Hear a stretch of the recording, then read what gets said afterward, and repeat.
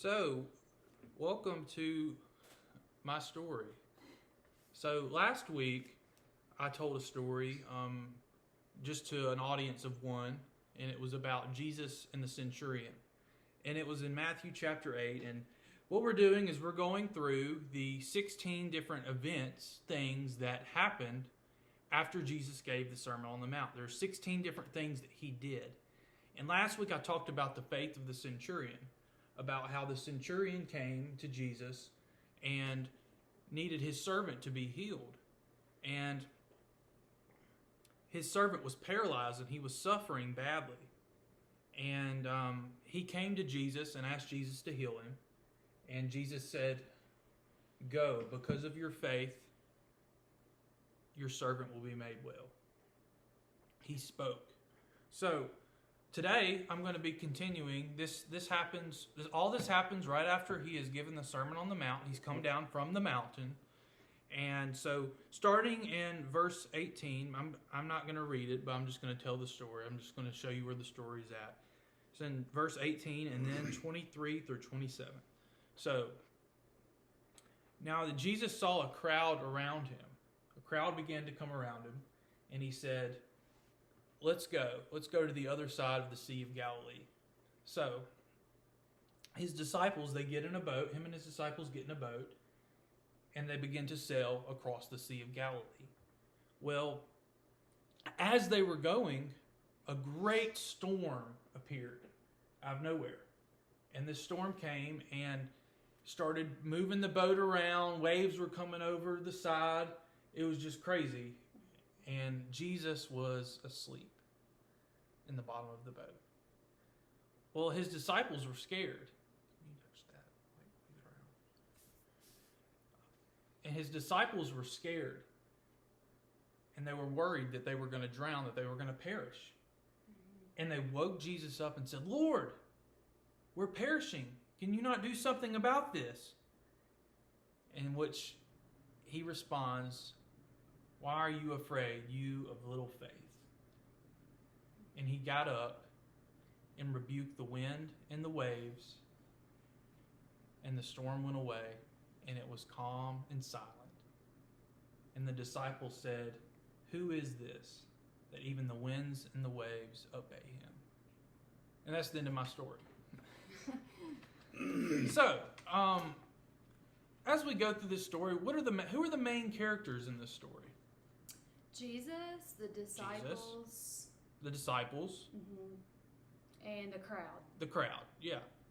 So at the very beginning, that's the only part we see of the crowd, when they push him to the point where he has to get in the boat to go off.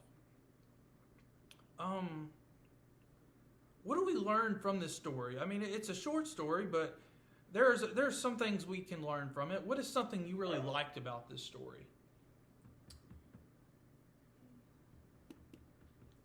Well, what gets me is that Jesus is asleep in the boat, and they're still scared, and the Lord's laying right there. Especially after seeing all the things that he's done, and just being like a disciple of his, and they're still scared. It just really shows that they are human. Yeah. And that It's a human reaction. Yeah. What about something you didn't like? Is there anything about this story you didn't like? And maybe that sounds weird that there's something about the Bible that you didn't like, but is there something about this story that you didn't like?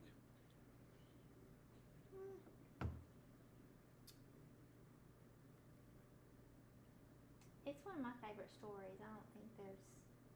I think it just truly shows Jesus' power and his awesomeness. What does it teach you about God?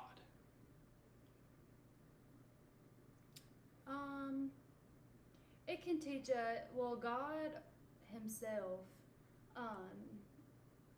that he just has all power. He's over all. Yeah. He's in control of everything, Yeah. even the wind. Yeah, he's all powerful. He's powerful over nature. And just like the centurion, the story of the centurion, all he had to do to heal the centurion's servant was to speak. In the same way, he's all powerful over nature. This is God incarnate, God in the flesh, and he's come down and he has the authority to speak over Mother Nature. and the winds and the waves obey him. Mm-hmm. Well, he created them. Yeah, he created. Who do you think that you relate to the most in this story? Definitely the disciples. They were scared, you know, and they had little faith, which is, you know, something that we're all guilty of, you know, in times of trouble, whether it be in a physical storm or in a, you know, hypothetical storm when you're going through trials and valleys. You know, we are, or me, for example, like, can have very little faith, you know, that he's in control. It's like you forget that Jesus is with you. You get so involved in what's going on around you that you forget that Yeah. who is in control, and you have Jesus right there the whole time.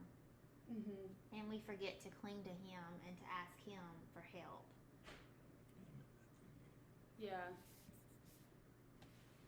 What do you think? No, I agree with her. It's the disciples who I relate with the most. Yeah. And if you notice, he puts two things together. What are they? When he speaks, the only time he speaks in this story, he puts two things together. They both start with letter F. Fear and faith. Fear and faith. And Good, Kate. he kind of rebukes them and says, you know, you of little faith, why are you afraid? And, you know, you would think because they have God in the flesh in the boat with them, they wouldn't be scared of the storms. But they were, kind of like we talked about, that's who we relate to the most.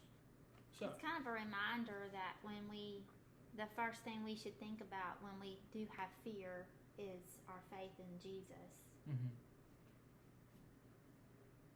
They did wake him up and ask for help, though. Yeah, they did. They did wake him up and ask him for help. Yeah.